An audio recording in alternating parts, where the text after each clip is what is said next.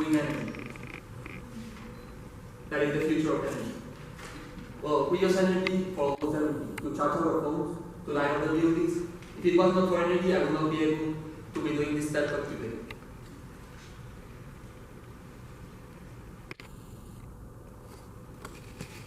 Although we know that energy is everywhere, many times we don't know where that energy is coming from. And I want you to know that energy can come from non-renewable sources that come mainly from fossil fuels, that are oil, natural gas, and coal, and from renewable sources. Some of the most popular renewable sources are wind energy and solar energy. But to understand better the issue, we need to know the difference between non-renewable and renewable energies. So non-renewable energies are sources of energy that will eventually end over time. And by the other side, renewable sources of energy are sources of energy that come from natural sources that are constantly being replenished. So this means that they will not end in the future. And there you can see some of the major sources of non-renewable and renewable energy. Well, now it's important to see from what sources are we getting our energy. And as you can see from the report of energy consumption in 2019, around 84% of the energy that we use is coming from fossil fuels. And it is a big issue. But what is the big issue with fossil fuels? Well, the big issue with fossil fuels is that at one point in time they will end because there are no renewable sources. And additionally, they create a lot of pollution. And as you can see in this graph that was made by MHD, that is an alliance that originated at Stanford, and they made a prediction of about at what years some of the primary fossil fuels will end.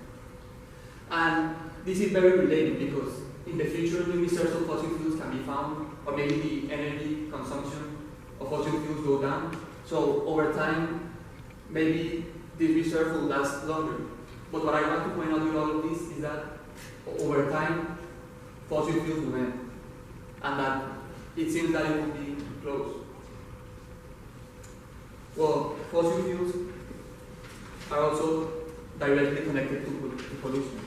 And I want to read this quote that is really important, and the Intergovernmental Panel on Climate Change has found out that emissions from fossil fuels are the dominant cause of global warming.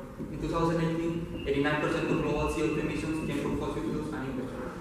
So we know that CO2 emissions is one of the major pollutants of the air. So based on this, we can make a direct connection between fossil fuels and pollution. And additionally, there's another huge problem, and is that we can see that fossil fuels is one of the major causes of global warming.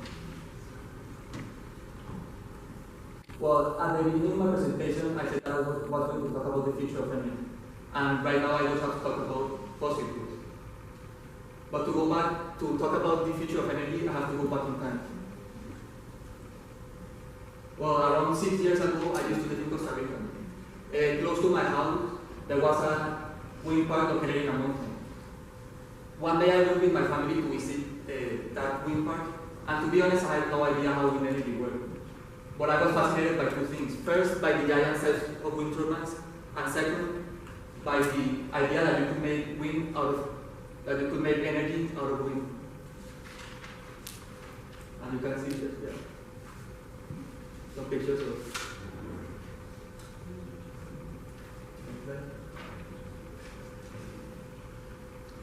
well, why wind energy is the energy of the future? I believe wind energy is the energy of the future because it is renewable, it reduces pollution, and it can be implemented in multiple regions around the world. Well, first of all, wind energy, as I have said before, is a renewable source of energy because it comes from wind that is a natural source that will never run out. And additionally, wind energy doesn't emit greenhouse gases and other pollutants like fossil fuels. So this makes it a really clean source of energy.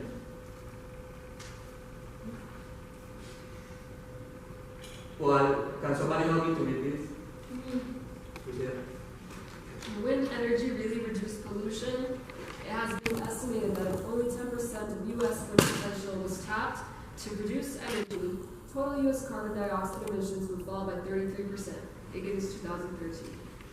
Well, thanks. And what this is showing us is a direct connection between using wind energy and reducing carbon dioxide emissions.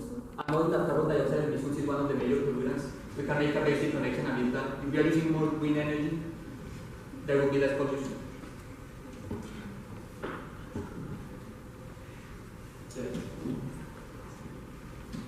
And you can see this is how wind energy reduces carbon dioxide emissions.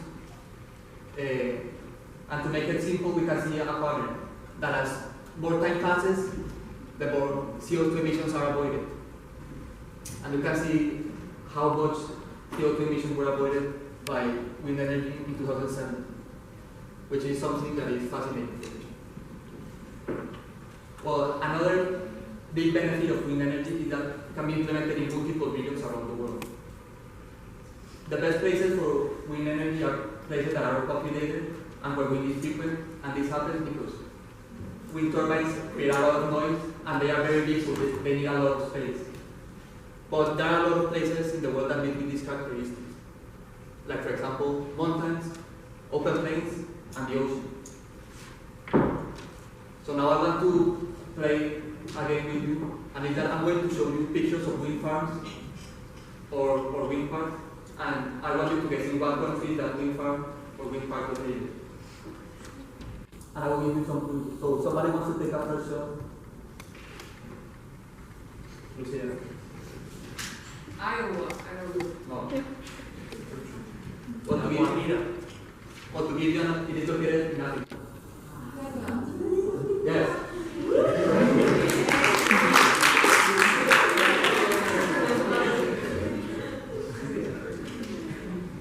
And as you can see, it is a lot of places. Well, this one, Iceland. It is in Europe, but it is not Iceland. No. Norway. This country has a queen. Yeah.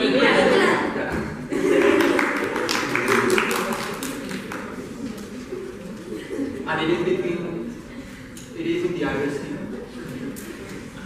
Well, if you have understood the dynamic a little bit, I'm showing different landscapes that are located in different continents. So knowing that I already talked about Europe and Africa, where do you think, in what continent in Peru? Chile, Japan, Yeah, it is in Asia, but not Japan. China. Yeah, China.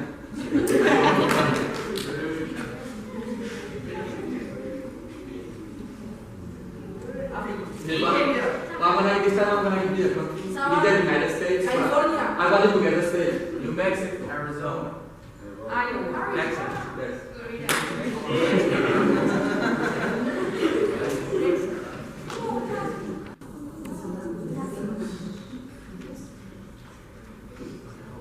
And the last one. La Guajira. Mexico. La Guajira.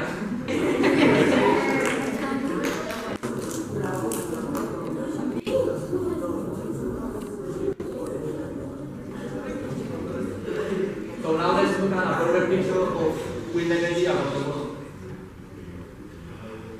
So basically this comes from our working data and it shows like the wind power generation around the world.